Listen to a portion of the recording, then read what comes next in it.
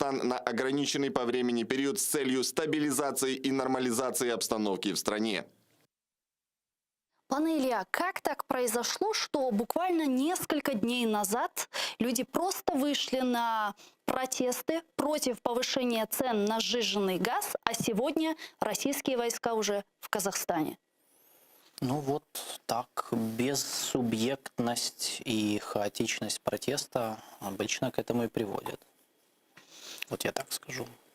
А если попробовать проанализировать и раскрыть эту тему и понять, что произошло на самом деле? Как вы думаете, вот эти протесты, это спонтанная история или нет? Больше да. То есть я не согласен с теориями, которые в основном в российском, например, телеграм-пространстве там распространяли, они это рассматривают как цветную революцию, то есть как умышленное, инспирированное некое там событие. Я думаю, что это не так. Это действительно были, как спонтанные. Это был всплеск, эмоциональный протестный взрыв, достаточно закономерный, если посмотреть на историю протестного движения той же Мангистаускской области, где все началось. Это западная область в Казахстане, нефтегазовая, самая богатая ресурсами, но не сказать, что богатая в плане личного благосостояния ее жителей. И там большая часть жителей заправляют свои автомобили именно сжиженным газом. И, конечно же, когда в один день им в 2 раза повысили цену на газ, без предупреждения. То есть коммуникации властей с населением особо не было. Тоже, кстати, интересно, это нормально? Как это произошло? Провал коммуникации. Такое, опять же, это провал властей по коммуникации. Надо было скоммуницировать этот вопрос, да, потому что, в принципе, они потом, постфактум, когда начались протесты, повыходили там проправительственные эксперты, там, и не только, и начали объяснять, почему надо было повышать. То есть, в принципе, экономическая логика за повышением была, потому что у них с 1 января весь сжиженный газ начал торговаться через товарные биржи на 100%. Но понятное дело, что цену искусственно держали много лет, самой низкой в регионе. Она реально самая низкая. И они хотели поднять, но не смогли это скоммуницировать с населением. И понятное дело, что по многим это, в буквальном смысле, по всем жителям это ударило, потому что, представьте вы, нам это не так понятно, да, то есть в Украине говорят, там повысили им с 3 до 6 гривен. Мы 20 гривен. А у нас 20 гривен. Я всегда говорю, давайте представим, что вы в один день просыпаетесь, и ваш бензин, там, который стоит, допустим, 35, вдруг стоит там 70. Нормально, то есть как это, да, будет? То есть, и вам ничего не скажут, просто в 2 раза или в 3 раза повысили. То есть, конечно, это вызвало возмущение. Потом эти протесты очень быстро поляризовались, распространились географически. Понятно, что в крупных городах логично, потому что там проживает средний городской класс, который наиболее чувствителен был и во время пандемии особенно, и в принципе к вот этим всем политическим. То есть у них, как обычно, средний класс самая активная часть населения, которая лучше всего понимает и выражает претензии политического характера. И я не исключаю того, что потом на поздних этапах к ним подъехали, возможно, представители уже из сельской местности, которые занялись вот этими в основном погромами. Потому что там были видео, было явно видно, что в какой-то момент часть протестующих начала просто, пользуясь ситуацией, что силовиков нет, и как бы они захватили вот Акимат в Алматы, это в Алматы в частности много было, они просто начали уже грабить магазины. Ключевое, что в этой всей истории надо понимать, почему я думаю, что во всей этой ситуации, во-первых, было больше внутренней политики, чем внешней. Внешний фактор был минимальным вообще. И отсутствие каких-либо реакций со стороны Запада, Китая, Турции, это все показывает, что у них Казахстан не был для них фокусом внимания, они проигнорировали, по сути, этот вопрос. И второе... То есть это такое недовольство на основе социально-экономических проблем. Да, и это все наслаивалось на внутриэлитный конфликт. Так. Вот здесь ключевой момент, я думаю, это был определяющий сюжет во всей этой истории, это конфликт между командой президента Токаева и окружением экс-президента Назарбаева. Этот процесс, в принципе, длился с 2019 года, вот как Назарбаев ушел, он же осуществил политический транзит, но по факту мы получили фактическое двоевластие. То есть 2 политических центра силы. Токаев как формальный новый президент и Назарбаев, который как бы ушел, Но при этом он оставался в системе власти, он был на посту главы Совбеза. То есть он фактически осуществлял контроль над частью госаппарата, частью силовиков, потому что он был в Совбезе. Его семья до сих пор же владеет львиной долей нефтегазового бизнеса. Если вы посмотрите на крупнейшие казахские нефтегазовые компании, которые работают, в том числе в Мангистаускай области, они все принадлежат в основном родственникам Назарбаева. И не зря, не просто так Токаев вчера, кого он обвинил в ситуации, в произошедшем. Тогда еще вчера, во время своего первого выступления, когда он отправил в отставку правительство, еще не было разговора о внешних силах. Это оно потом появилось, чтобы надо было как-то объяснить, почему в ОДКБ мы обращаемся. Потому что ОДКБ может вмешаться в ситуацию только если есть внешнее вторжение или агрессия. То есть внутренние дела нет. Он возложил вину на правительство, которое отправил в отставку, а оно было назначено Назарбаевым. Премьер-министр Аскар Мамин – это его ставленник. Да и родственников в правительстве предостаточно. Да, и он возложил вину на компанию «Казмунайгаз», которая принадлежит зятю Назарбаева, Тимуру Кулебаеву, и которая управляется его племянником Ахмеджаном Есимовым. Вот, в принципе, все, что надо знать. То есть я думаю, вот эта просто ситуация, которая взорвалась, ею Токаев воспользовался для того, чтобы решить, наконец, вот этот вопрос, фактически завершить транзит. То есть, наконец-то... Стать автономным полностью. Да, и можно сказать, ему это удалось, то есть, потому что, в принципе, вчера, вот весь вчерашний день, если проследить за его решениями, он уволил нескольких ключевых людей из окружения Назарбаева, убрал из комитета нацбезопасности Самата Абиша, племянника Назарбаева, которого в какое-то даже время считали преемником экс-президента. И, в принципе, можно сказать, что у него получилось, но потом, я так понимаю, что поскольку он не мог справиться полностью с ситуацией, так как не имел полного контроля над силовиками, пришлось восстанавливать этот контроль. Более-менее они там в каких-то местах смогли подавить восстание, протесты самостоятельно. Пришлось обращаться за помощью к России. К ОДКБ и к России мы еще обязательно вернемся. Эрмек Наримбай, блогер, политолог, руководитель оппозиционной партии «Шиндек» с нами сейчас на прямой связи. Селям алейкум. Здравствуйте. Алейкум салам.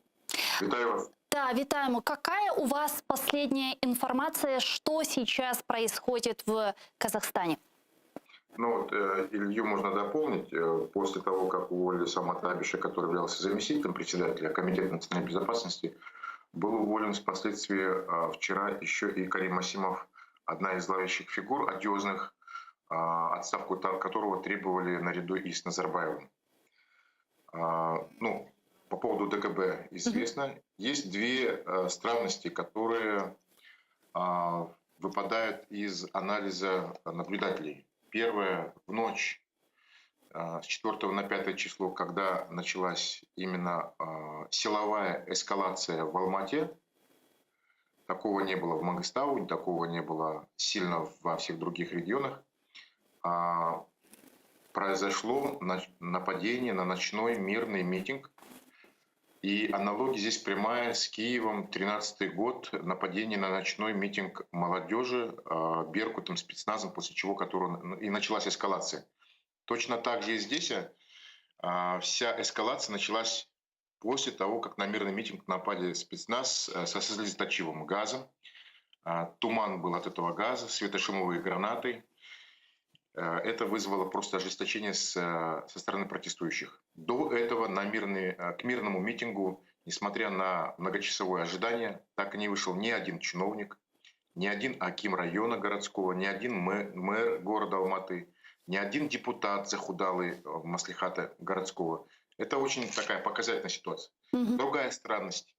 Перед тем, как заявить об ОДКБ, «Путин, приходи», возникли картинки по поводу мародерства. Да. А перед этим ведь было введение ЧП, чрезвычайное положение. Вот митинг разогнали, напали на него, ввели чрезвычайное положение, показали картинки, видео и фото, как красуются на центральной площади большие контингенты войск, которые были введены после чрезвычайного положения.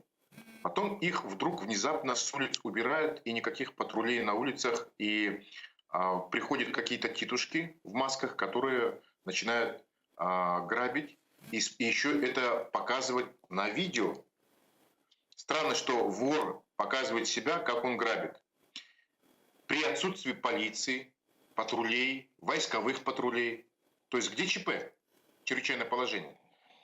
И вот картинка по мародерству показана, и уже после этого Токаев с полным правом говорит, вот видите, против этих бандитов, боевиков что можно сделать? Надо, конечно же, вводить войска из России. Но при этом вчера еще в различных телеграм-каналах казахских правозащитников распространялось видео самих представителей протестов, которые говорили о том, что они всячески пытаются остановить действия мародеров, но им не удается удерживать. Да, не удается удерживать эти процессы. То есть вы думаете, что это все же было инспирировано? Вот, специальные определенные люди были просто одеты в гражданские и занимались вот теми мародерскими какими-то процессами, о которых мы с вами говорим?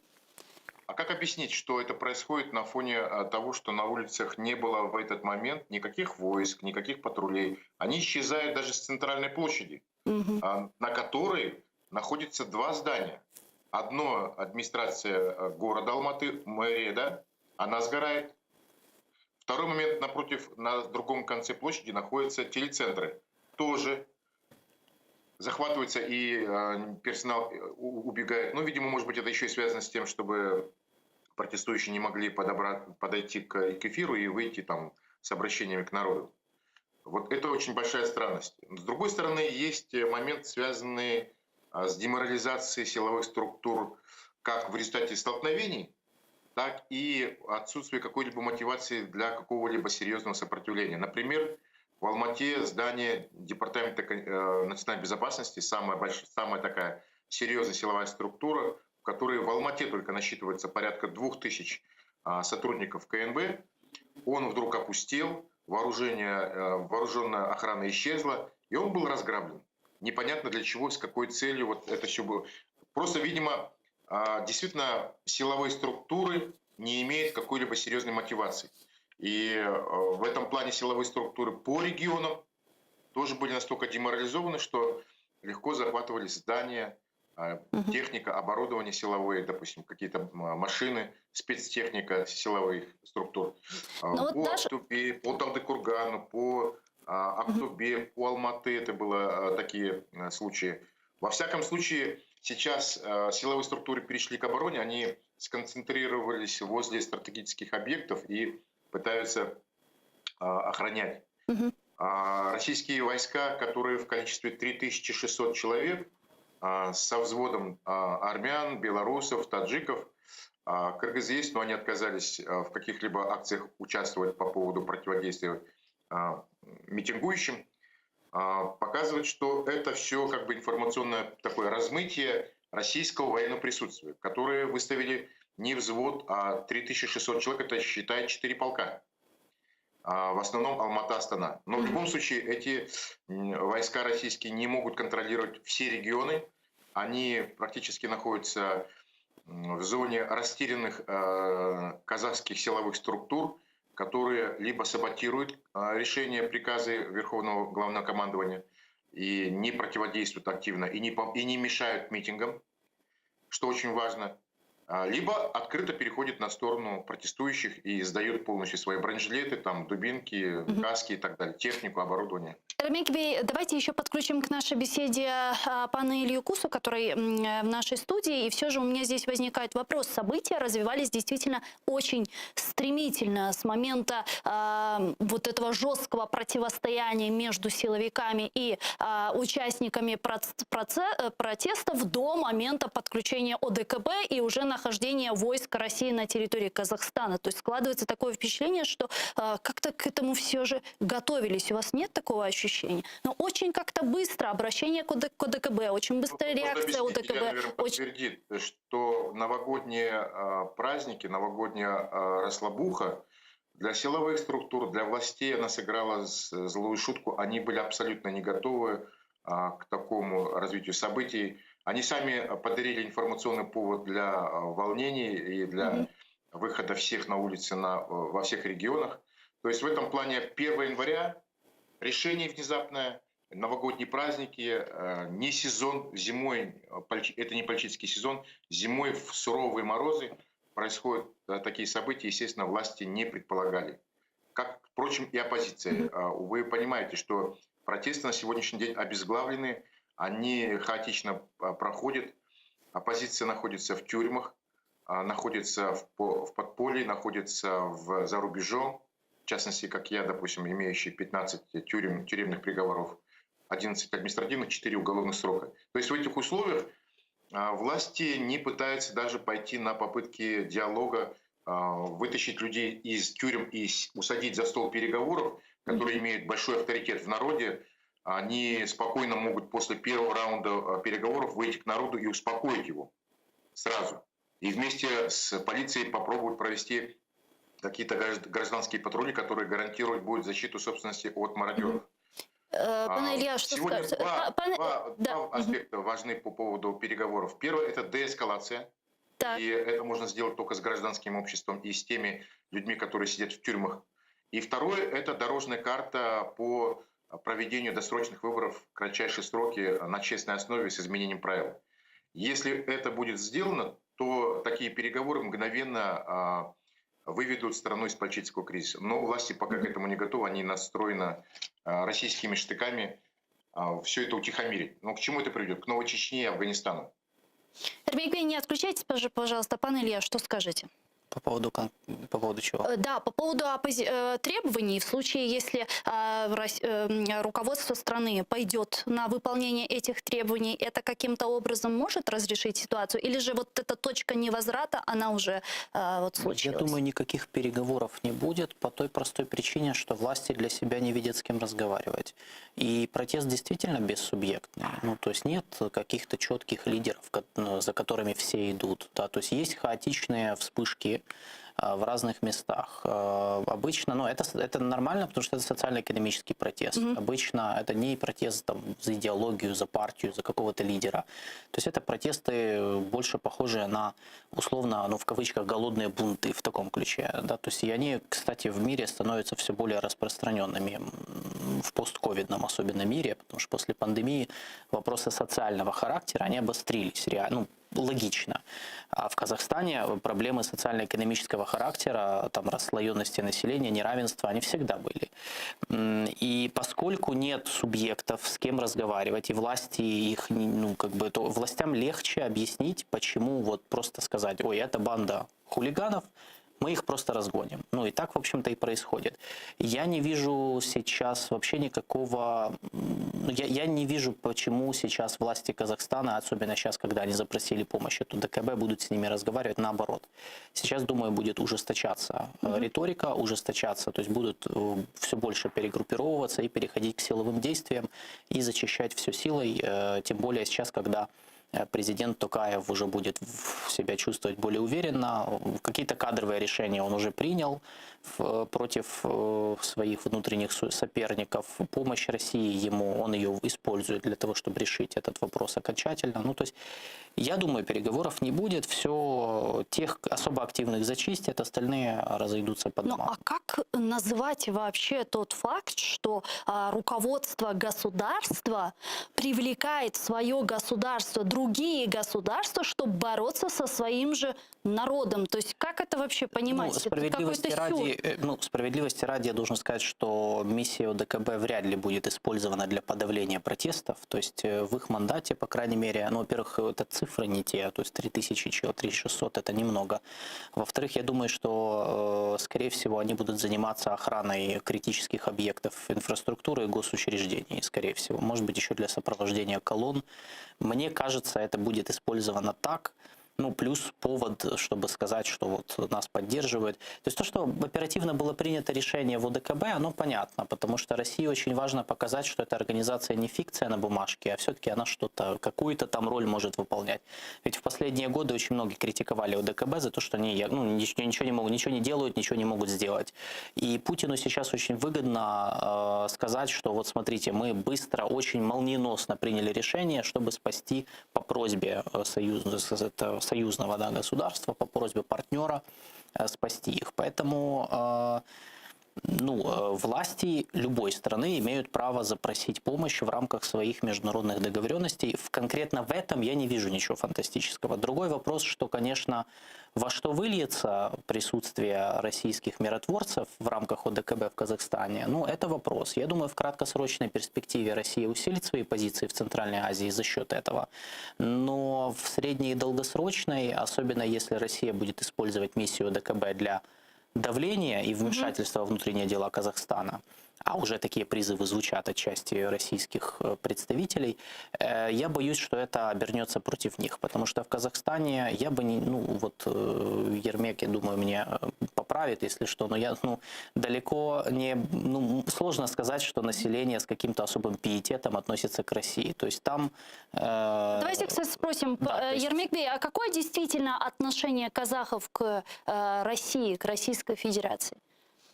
Начиная с 2014-2013 года, когда произошли события в Украине, гражданское общество, интернет-сообщество в Казахстане очень активно выступило в поддержку Украины, именно понимая, что это непосредственно касается Казахстана, Северного Казахстана. Мы проводили сразу же прямой параллели. Я выступал там на 112 канале в 2013-2014 годах между Донбассом, Крымом и Северным Казахстаном. Плюс нам помогали в этом смысле провокационные заявления Жириновских, Никоновых, Федоровых, Путина самого. Порядка 8 заявлений было по поводу Казахстана, начиная с печенегов и половцев. То есть в этом отношении антироссийские настроения очень сильны, и российское такое открытое вторжение, оно еще сейчас сильнее звентит. Параллели какие очень интересные. Ограниченный контингент. В 1979 году именно так назывался ограниченный контингент советских войск в Афганистане. И точно так же риторика тогда при вводе называлась «ввод войск ограниченный на время в дружественный Афганистан». Те же самые слова применяются относительно дружественного Казахстана. И если произойдет какое-то кровопролитие или участие вот этих российских войск при разгоне митингующих в том или ином месте, вполне возможно, который может привести к кровопролитию, то какая взвинченная обстановка усилится вокруг этих солдатиков, когда их будет окружать толпа, и какая обстановка будет в информационном поле в Казахстане относительно России, относительно даже не то, что антироссийские настроения, появятся еще и антирусские настроения. Появится открытая русофобия, которая будет кричать в лицо этим солдатам. Это как интифада, допустим, в Палестине. То есть такие вещи с булыжниками, а у людей уже появились огнестрелы в связи с тем, что многие, начиная с арсенала Департамента национальной безопасности или УВД полиции в регионах, то есть в этом отношении сейчас полиции очень трудно будет заткнуть митинги. А это главное. Рано или поздно сейчас полностью восстановится интернет. Это вызовет еще дополнительное усиление оппозиции и митинговой среды.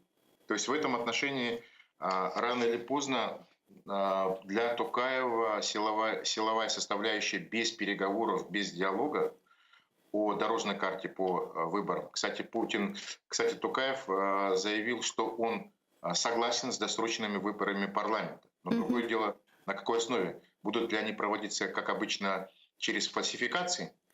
На что сейчас народ просто элементарно разорвет избирательные комиссии, потому что уже силовые структуры деморализованы. Многих поставили на колени, многих разоружали. После того, как их снова обуют, оденут, они уже не будут... А есть ли кандидатура, которую может выдвинуть народ сегодня, из-за которого народ готов был проголосовать, если будут проведены демократические выборы? Сегодня выборы будут скорее идти в первую очередь о парламентских и выборах в маслихатах. Поэтому там не идет речь про какого-то конкретного лидера. То есть Токаев хочет сделать нечто подобное то, что случилось в Польше в 1989 году, когда Войцех Ярузельский согласился на парламентские выборы, в которых участвует солидарность Лех Валенса. При этом он сохранял свою должность президента. И в этом плане как раз нам интересен вот этот прецедент, когда он был достигнут благодаря договору и переговорам оппозиции и власти. И в этом отношении, получается, роль одного лидера, она на парламентских выборах играть не будет. Сейчас речь идет о регистрации партий, которые долгое время запрещались. По-моему, порядка 14 лет не регистрировалась ни одна партия вообще. за 14 лет последние. Последняя партия в 2007 году Да. регистрировалась. То есть в этом отношении сейчас, если будут проведены парламентские выборы в февраль-март на основе переговоров о их честности, да, в каком-то формате с гарантиями от фальсификации, то это моментально разрядит обстановку. Прямо с первых дней переговоров. Çok sağ olun Эрмек Бей, что нашли время и подключились к нам в эфир. Эрмек Наримбай был с нами на прямому зв'язку, оппозиционер и лидер партии Шиндик, политолог. Был с нами на прямой связи. Я напомню, что мы работаем в прямом эфире. Вы можете подключаться к нам в эфир и звонить в студию по Вайберу, либо по Скайпу. Пане Илья, возвращаясь и продолжая эту тему, как вы думаете, насколько долго там останется Россия? И что могут делать еще русские на территории Казахстана? Потому что вот в многих различных пропагандистских русских телеграм-каналах уже начали педалировать тему создания Южно-Уральской так называемой Народной Республики. И более того, различные телеграм-каналы пророссийские уже пишут о том, что вот на северной части Казахстана создают отряды самообороны и так далее. То есть может ли это вылиться в реальную оккупацию со стороны Российской Федерации? Нет, я думаю, что нет. Зачем? Ну, то есть зачем разрывать страну? России намного выгоднее сохранить Токаева, который теперь им обязан на должности, сохранить нынешнюю систему власти и сохранить целостность Казахстана. Это намного выгоднее и несет меньше рисков и, соответственно, вливаемых ресурсов, чем сейчас начать дробить страну, провоцируя гражданскую войну. Такая пророссийское правительство, пророссийский президент еще более... Да, он будет обязан. В этом же вся была суть. То есть происходит кризис, Россия откликается на помощь, и теперь власти, элиты, которые их позвали, они им обязаны. То же самое, что произошло там в Карабахе, в Армении, да, то есть которая теперь тоже подвешена, потому Никол Пашинян теперь подвешен под российскую поддержку после трехсторонних заявлений позапрошлого уже года, да, то есть которые создали как бы новый статус-кво вокруг Карабаха, но при этом Армения стала еще более зависимой от России, потому что туда приехали миротворцы, от которых теперь зависит безопасность новых границ, да, то есть фактических границ, которые еще пока там не определены, но тем не менее. То же самое было в Сирии, да, где по официальной просьбе сирийского правительства Россия вмешалась в конфликт, перевернула его, и теперь как бы они зависят от России, потому что она их по сути спасла. Это все одна и та же тактика, то есть и это намного выгоднее, потому что, зачем, если они сейчас начнут заигрывать с сепаратизмом, они получат гражданскую войну, в которую им придется вкладывать больше средств, больше человеческих затрат, и это абсолютно, это никому не надо, это в первую очередь не нужно ни Китаю, который имеет сильные позиции в Казахстане, ни тем более Западу. Как мы видели, Запад практически не отреагировал на ситуацию в Казахстане. Да, кстати, очень интересно, почему? Так все очень просто. У них есть коммерческий интерес в нефтегазовом секторе. Да, пока он сохраняется, все нормально. Поэтому тому же Западу тоже выгодно, чтобы в Казахстане была предсказуемая власть. Любая, вообще все равно, кто там, Токаев, Назарбаев, кто угодно. Главное, чтобы это была стабильная, предсказуемая власть. Пока их интересам финансовым ничего не угрожает, они вообще не будут лезть в эту историю. Казахстан не находится в фокусе политическом, внешней политики США, например, или Европейского Союза, поэтому мы видели довольно вялую реакцию, практически отсутствующую реакцию. Только выражение обеспокоенности. Да, то есть поэтому тут надо понимать, что все будут...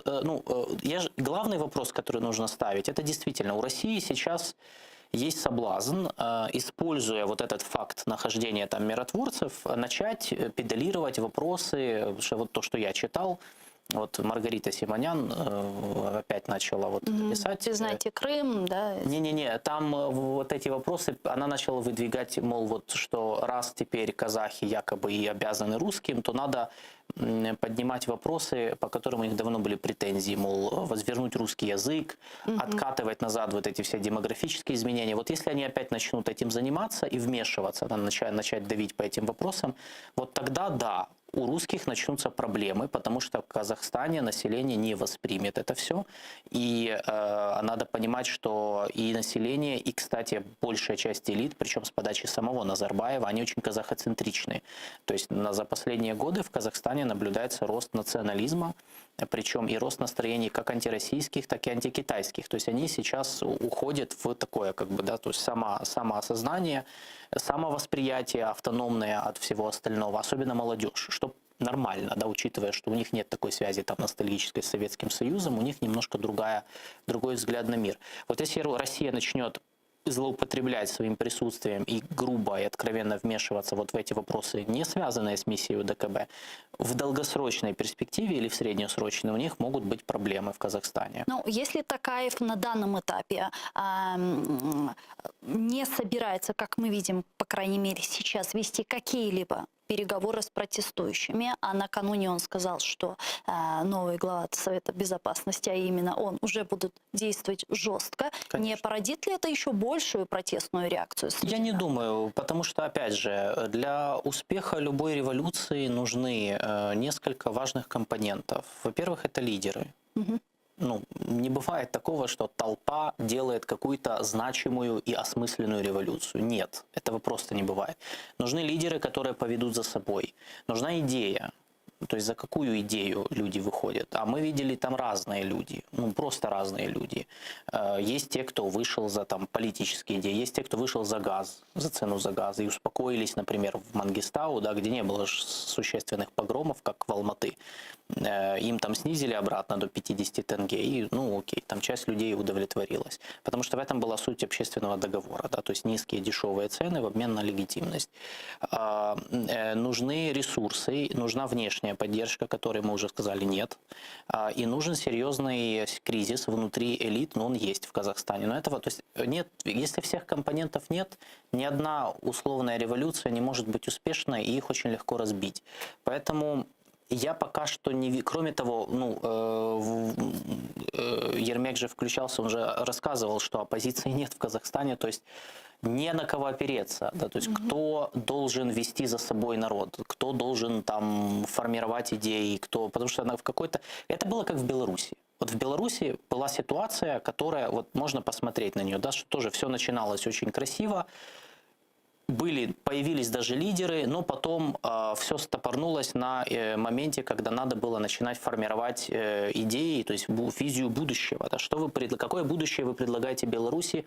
Альтернативное, четкое. Да, и протест там был очень мирный, в принципе. Это тоже, но в какой-то момент и лидеры между собой рассорились, и появилось сразу несколько центров влияния разных оппозиционных, которые между собой не хотели сотрудничать. И на идейном уровне они не смогли сформулировать, ну, как мне кажется, вот какой-то четкий план действий, вот что мы предлагаем, ну, вот принципиально новое, да, для людей. И я думаю, что здесь ситуация вообще в самом начале, еще в самом начале. Здесь нету даже какой-то организации у протестов. Поэтому я думаю, что в этот раз, ну, судя по тому, что сейчас происходит, властям удастся его подавить и как бы разогнать силой, но это не значит, что те проблемы, которые лежали в основе протестов, исчезнут, потому что в Казахстане все еще существуют проблемы, связанные с неравенством, с несправедливостью, с коррупцией, с проблемами в экономике. То есть, по сути, вот двоевластие, в каком-то смысле вот это политическое двоевластие Назарбаева и Токаева, оно мешало Казахстану проводить быстрые радикальные реформы, как, например, в Узбекистане произошло после 2016 года. Да, Узбекистан смог как бы преодолеть вот эту как бы наследие Ислама Каримова, который умер в 16-м. Они сумели сплотиться вокруг новой фигуры президента, и он действительно совершил очень серьезные вещи в экономической и энергетической трансформации Узбекистана. В Казахстане этого не произошло. Одна из причин, почему вспыхнули протесты.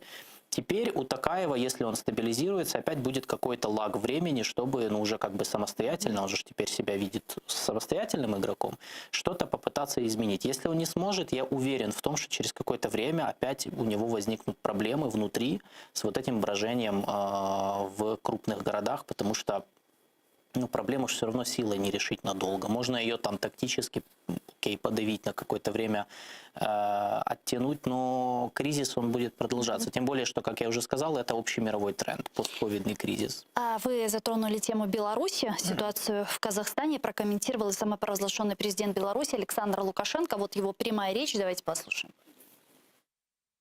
Поэтому надо, по-народному говоря, пойти, встать на колени, извиниться перед военными, чтобы вот эту вот трещину сгладить, которая наметилась, и садиться с властью, с Токаевым. Он приглашает всех, кто желает, для переговоров и выстраивания своего государства. Но для нас это урок. Еще один урок. В том плане, что мы теперь поняли, что могло бы быть с нами. И дело даже не в том, что мы мирные белорусы. Дело не в этом. Не белорусы бы решали вопросы в Беларуси. Військовий та політичний оглядач Олександр Коваленко зараз з нами на прямому зв'язку. Пане Олександре, вітаємо вас. Селям алейкум. Добрый день. Да, пане Александре, можно ли сказать, что Россия учла опыт Беларуси и, не дожидаясь усиления протестов, пошла по ускоренному силовому сценарию в Казахстане? То есть можно ли сказать, что началась такая белорусизация Казахстана?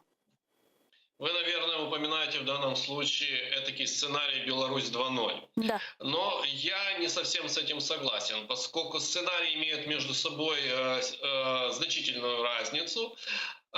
То, что Российская Федерация учла белорусский сценарий, свои, скажем так, пробелы, это да, но тем не менее мы видим даже по тем событиям, которые происходят за последние сутки, что Российская Федерация была просто не готова к тому форсированию событий, которые происходят в Казахстане. В частности, как известно, по приглашению президента Казахстана Токаева сейчас ОДКБ отправляет своих военнослужащих в Казахстан для поддержания правопорядка в стране, правда, без вмешательства, как заранее заявляется, непосредственно в подавление протестов. Но очень важный момент. Мы можем наблюдать то, как Российская Федерация только с этого дня, с этого утра отправила в Минск несколько бортов военно-транспортных самолетов Ил-76МД. Казалось бы, зачем? У Беларуси есть и свои военно-транспортные Ил-76, которые бы могли обеспечить переброску белорусского контингента в Казахстан. Насколько мне известно, по имеющейся информации, Российская Федерация сейчас под видом белорусских миротворцев, условно так их назовем, да, в Казахстан направляет своих псковских десантников. А Беларусь будет представлена достаточно ограниченным контингентом, не более 100 человек, в действительности, хотя заявлено 500, а всю остальную часть это будут попросту, грубо говоря, переодетые российские псковские десантники, а также представители разного рода спецслужб. В частности, в числе российского контингента будут представители спецподразделений ГУ ГШ ВСРФ, оно же в простонародье более известное как ГРУ. То есть очевидно, что Россия не готова к такому гибридному формату полностью, целиком и полностью, сейчас выполняет определенные действия, которые, можно сказать, что решаются на ходу. Ну а во что может вылиться присутствие российских военных на территории Казахстана для самой судьбы и независимости Казахстана? На самом деле ничего хорошего. Ничего хорошего, почему? Поскольку, на первый взгляд кажется, что вот это количество иностранного контингента, который будет присутствовать в Казахстане, это незначительное количество для того, чтобы охватить всю территорию, взять ее под контроль, но учитывая то, что это не простые какие-то военные срочники, желторотики, которым нужно отслужить определенный период, срок, да, и которые не умеют стрелять даже по сути. А в Казахстан отправляются на самом деле подготовленные представители спецподразделений. И учитывая то, что реального противопоставления этим представителям спецподразделений у Казахстана нет в этом количестве, в этом масштабе. Мы видели по протестам, когда даже армия не всегда была готова противостоять протестующим, а даже и присоединялась к ним. Ну и в принципе, как и в принципе все силовые структуры Казахстана проявляли, ну, этакую, знаете, даже какую-то бесхребетность в подавлении протестов и непрофессионализм, в первую очередь непрофессионализм, то я не думаю, что они будут реальной какой-либо силой для того, чтобы противостоять каким-либо амбициям России в Казахстане. А амбиции каковы? Ну, в первую очередь, это контроль над критической инфраструктурой. Того количества, которое сейчас отправляется в Казахстан, вполне хватает для того, чтобы контролировать не только, например, Байконур, да, не только там разместить их в Караганде, а достаточно для того, чтобы охватить определенные объекты критической инфраструктуры по всей стране и сохранять над ними контроль.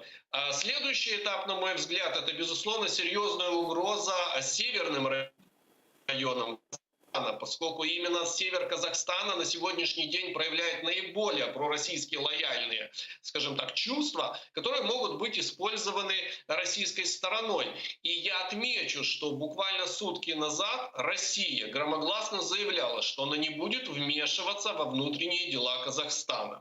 На сегодняшний день мы видим, как военно-транспортная авиация перебрасывает тысячи российских военнослужащих Казахстан.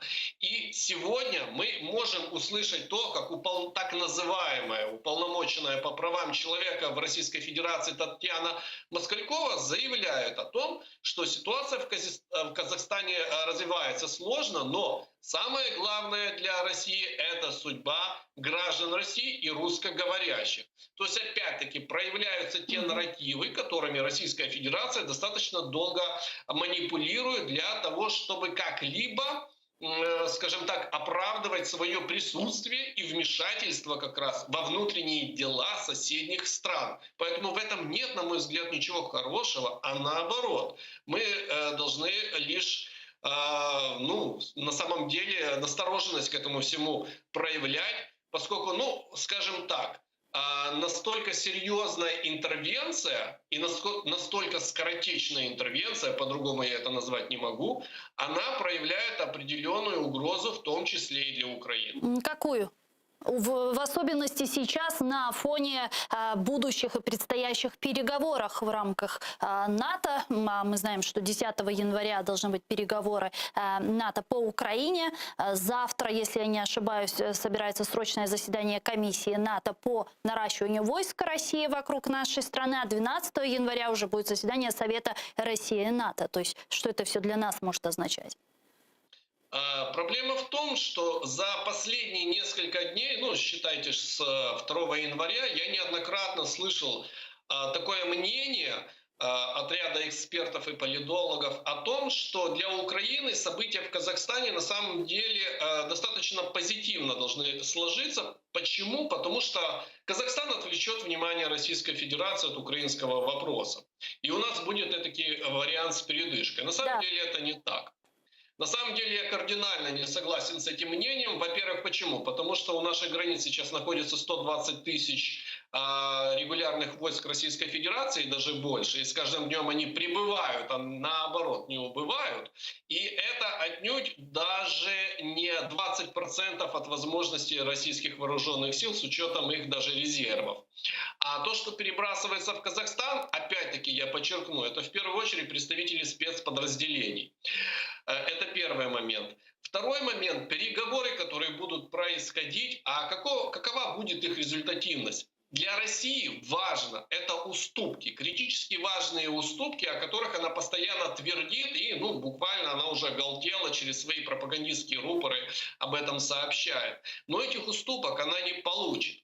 В свою очередь, в Казахстане Российская Федерация сейчас получила возможность самоутвердиться, а именно вот это вот образование, которое называется ОДКБ, наконец-то за весь период своего существования получило шанс определенного какого-то, ну, знаете, проявления КПД. Вот мы какие полезные, вот мы пригодились. То есть малыми усилиями Россия может именно на этой акции с позволения так называемого президента Токаева все-таки произвести этакий эффект очередного ура-патриотизма, ну, который можно сравнить, например, с оккупацией Крыма, когда оголтелые возгласы «Крым наш» заглушали голос здравого рассудка, как таковой у россиян.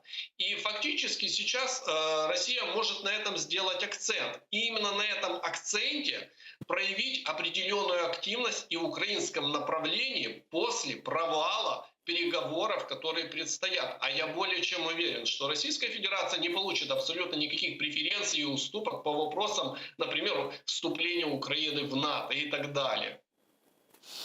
Дякую вам дуже, пане Олександре. Чухсагну, що наше время і підключились к нам в ефір. Олександр Коваленко, військовий та політичний оглядач, був з нами на прямому зв'язку. Пане Илья, складывается такое ощущение, что стало понятно, в принципе, зачем нужно ОДКБ.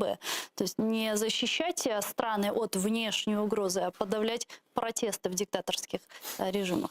Ну, еще раз, ОДКБ не будет подавлять протест в Казахстане. Они об этом заявили, и понятно почему. Потому что если они начнут это делать, это сыграет против них. Ну, очевидно. Ну, как? Потому что это действительно ненормально, когда в государстве, где есть силовые структуры, приходят какие-то левые, чужие, иностранные солдаты и начинают стрелять в своих граждан. Ни один здравомыслящий лидер не будет такого делать и допускать. И, насколько я знаю, президент Токаев как раз не собирается использовать миссию ОДКБ для подавления собственных протестов. Поэтому я не прогнозирую, что так будет. А в общем-то в этом и была миссия ОДКБ. Защита от внешнего вторжения, да, конечно, тут его не было. Да. Они его придумали, типа, что это вот некая внешняя террористическая угроза. Ну, понятно, что иначе формального повода не было бы обратиться в ОДКБ официально.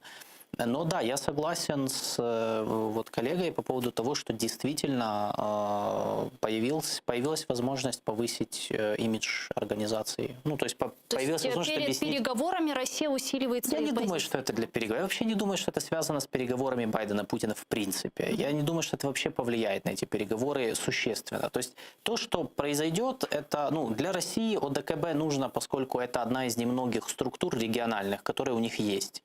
И которая в принципе у них существует, и они могут с ее помощью там, создавать хоть какую-то конкуренцию Китаю, тому же, у которого есть тоже много, который в последние годы усиливает Шанхайскую организацию сотрудничества, в которой Китай имеет больший вес, и Россия там тоже состоит.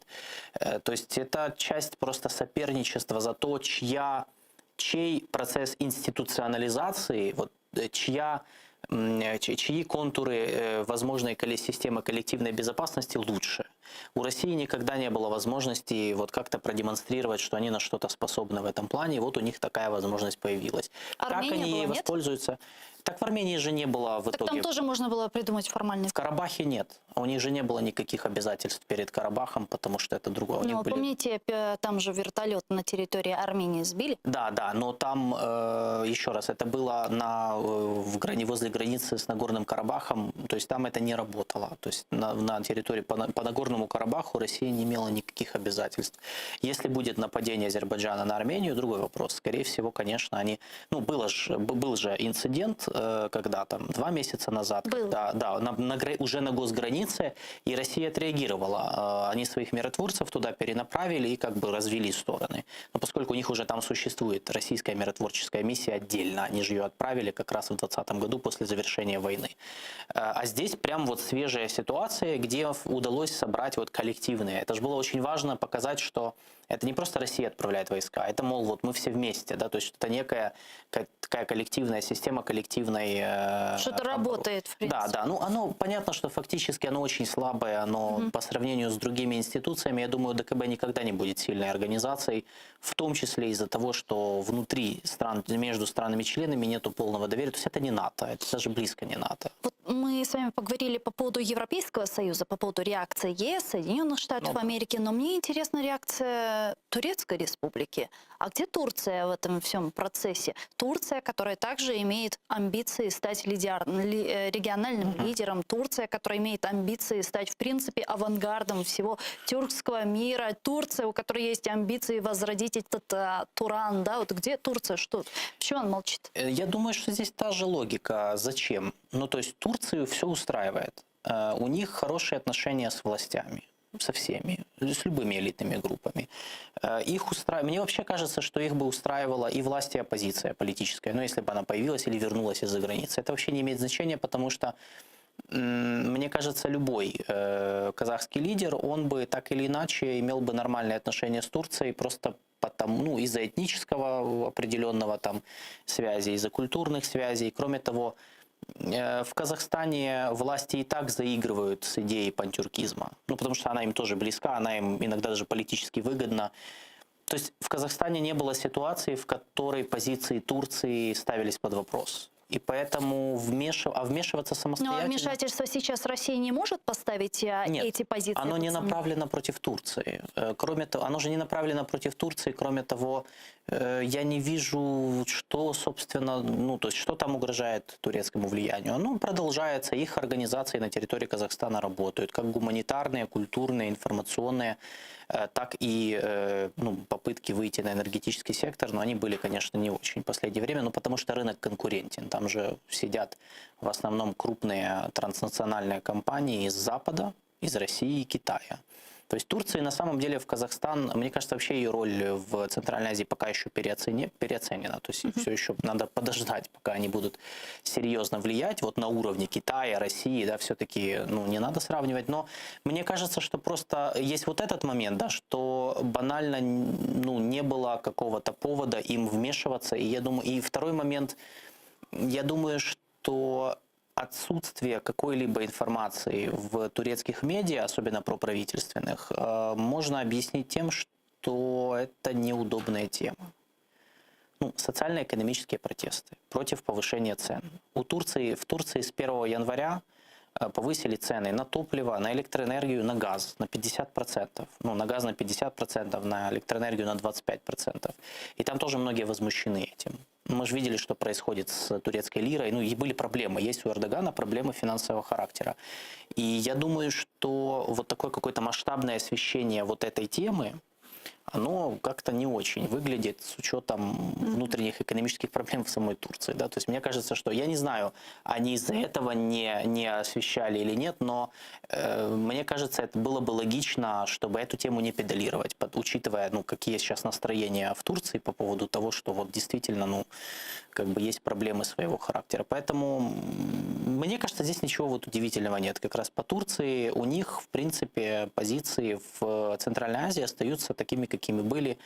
И мне кажется, у них нету, то есть если уже и говорить о вмешательстве, опять же, как они могли бы вмешаться? У Турции же нету своего УДКБ. Слабой, но все-таки своя организация, где можно формально всем вместе прийти на помощь. А если бы Турция самостоятельно вмешалась, например, это было бы странно. Тогда это было бы конкретно то, что мы называем иностранное вмешательство, иностранное вмешательство одного какого-то государства, и которое бы, скорее всего, это бы поставило их это бы вызвало у них разногласия с другими странами, которые считают Казахстан своей зоной интереса, с Китаем, с Россией. Поэтому мне кажется, тут все очень объяснимо и логично, что Турция не вмешивалась. Да, и по Китаю последний вопрос, буквально 2-3 минутки до завершения нашего эфира. Интерес Китая в Казахстане? Чисто, там есть несколько блоков. Первый – это энергетические, их нефтегазовые компании работают на многих месторождениях. Это в основном CNPC и CITIC, две компании, которые даже имеют по 50% акций в совместных предприятиях с казахскими. То есть там они очень серьезно интегрированы в этот рынок. Второе – это логистика. Казахстан – ключевая цепочка для сухопутных маршрутов логистических Китая, для перевозки китайских товаров из Азии в Европу. То есть, потому что единственный альтернативный другой путь, если не Казахстан, то только через Россию. Китайцам не очень бы понравилось зависеть полностью от России в их сухопутных транспортных коридорах, понятное дело. Казахстан здесь играет очень важную роль на самом деле. Ну и третье – это проецирование своей политической силы, конечно, потому что в последние годы ну, в экономическом, финансовом, технологическом плане Россия реально проиграла конкуренцию Китаю в Центральной Азии, в Казахстане в частности. Вот эти все, например, фаерволы и технологии по блокировке интернета и мобильной связи, которые, ну, они же отключали интернет, это же все, казахи все большую часть закупали в Китае. Сейчас затрагиваются интересы Китая на фоне протестов? И на фоне того, что происходит? Нет. Если Пока китайского сценария никакого в Казахстане нет. Антикитайские настроения в Казахстане в последнее время наблюдаются. В основном связаны с тем, что часть казахского населения, ну, где-то справедливо, где-то там, может быть, не очень, да, но считают, что вот это вот рост разных инфраструктурных проектов Китая на территории Казахстана отбирает у них работу. И они, конечно, как и во многих других странах, считают, что вот это засилье китайских компаний, оно мешает нормальному развитию и справедливому перераспределению доходов от нефтегаза в Казахстане. Поэтому есть такие антикитайские настроения, но в остальном они не достигли критической массы, и для нефтегазовых интересов Китая ситуация не была очень серьезной. То есть она не дошла до той стадии, когда Китай действительно мог оказаться там перед потерей рынка. Им, опять же, китайцам, как и остальным, им по большому счету все равно, кто был бы там президентом, лишь бы эта власть, она была предсказуемой, она обслуживала их контракты, которые были заключены, то есть ну, ничего не было с ними, и продолжала считать Китай партнером. Вот это единственные условия, при которых китайцы, их все устраивает.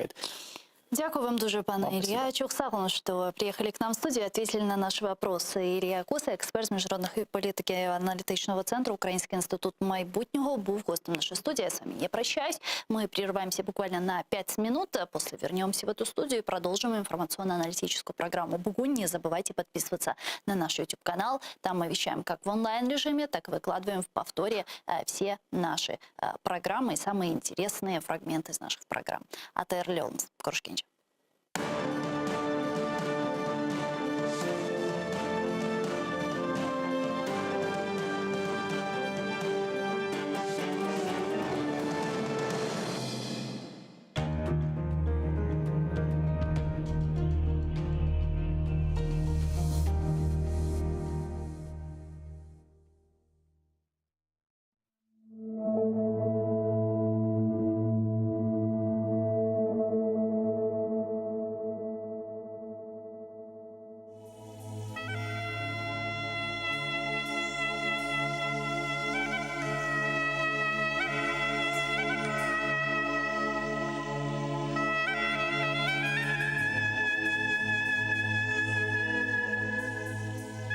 Ал боруны, юр кетейік яйлаларға. Чал бір ава, чал бір пешрав, бір қайтарма. Чал бір нағме, барсын етсін йылдызларға. Чал, ақса да берсін дауыш далғаларға. Мен бар сесім іле ерлайымче ай ольмен мен. Эм Порт-Артур, эм Шомполны, Уралдағыны. Сесім кетсін, эм долансын қырымны. Барсын етсін бұжақларға, таманға. Ерларым мен бар сесімнен елге қаршы. Батақларны қайнатып, сел ақтырып. Барыме қастетмеңіз ел ұзатып. Бар келір, ұқым сүрер, ақылы олып. Ачар вишнем көпіріп, ачар бадем, филис атар қадимдағда ағачлар, шымал беттен келген суық боранлар yok olacak. Қачар бақыр борудан.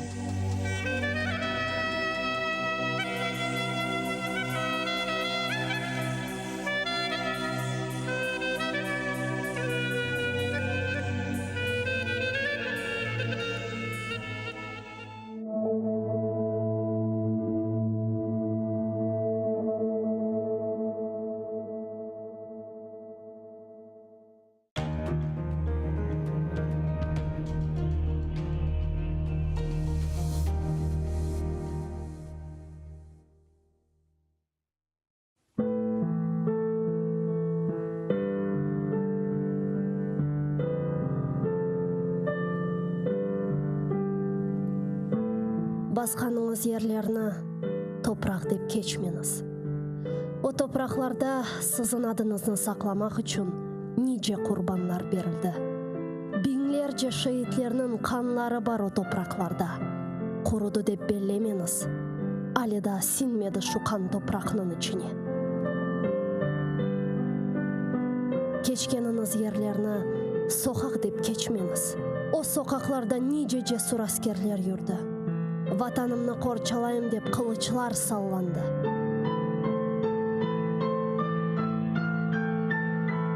Жүргеніңіз аралықларда иханетлер де олды үлбет. Сапланды ханчерлер сыртларға. Көтергеніңіз байрақны тамғалы басма деп кечмеңіз. О байрақның үстінде шерефіңіз, намысыңыз, итибарыңыз бар. Көтеріңіз ең yüksеклерге, ең төпелерге, көк yüzüyle paylaşsın ренкіні. Керек олса оның үшін нишан олыңыз. Бір кеткен жан недір ки? 1000 жан кетсе феда олсын ona. Қиямет өлім ма? Бұ му фелекет? Асыл фелекет байрағымыздың ерде саврылмасыdır. Утаныңыз эфенділер, егіңіз башларыңызны. Тітрейдір шымдалымызға бақып еждатларымыздың кеміклері. Кірді евімізге дұшман қуа алмайық. Сесіміз шықмаз олды қорқуға далдық. Утаныңыз эфенділер. Ғайып болған рухыңыздан утаныңыз. Байрағыны көтеріп оламаған еллеріңізден утаныңыз. Мен утанам.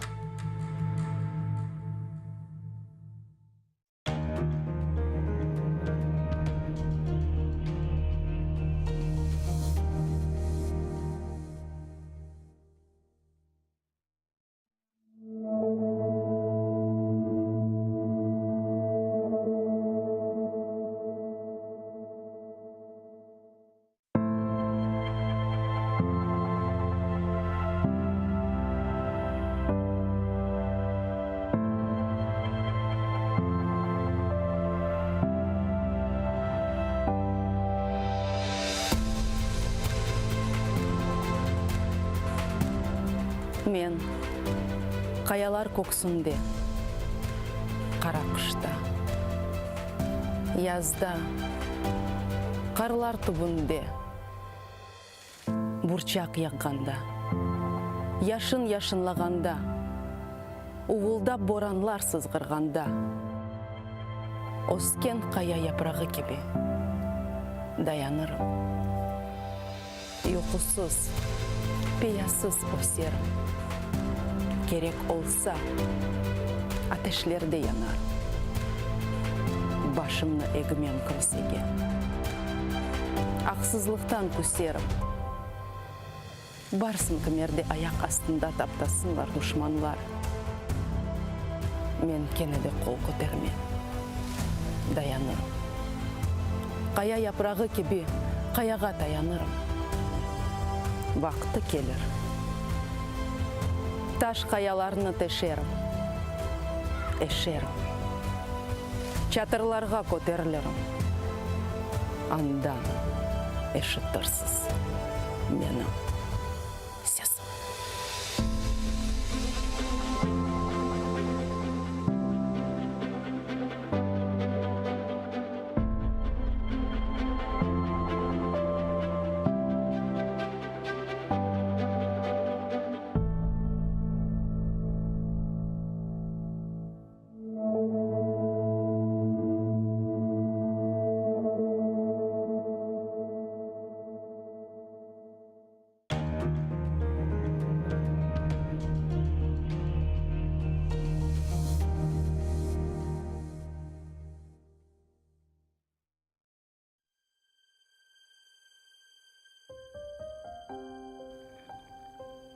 Айт чатыртау сырығны, чоқ мы дердім. Бекчісісің бұ ерде бір құдіретінің. Суырып чықтың көкілерге, ақ бұлытқа, танышсың сен бұ ескі, оқсыз йортқа. Көп яшадың, көп көрдің, көп чектің белкі. Сен бір тілсіз тарихсың, ең әвелкі. Нелер отты башыңдан, көп яшыңдан. Қайсы изна сорайым, ақташыңдан. Башың сачың ағарған, не кедер көрдім. Қайдай қайғы, қай дертмен, дертленіп юрдым.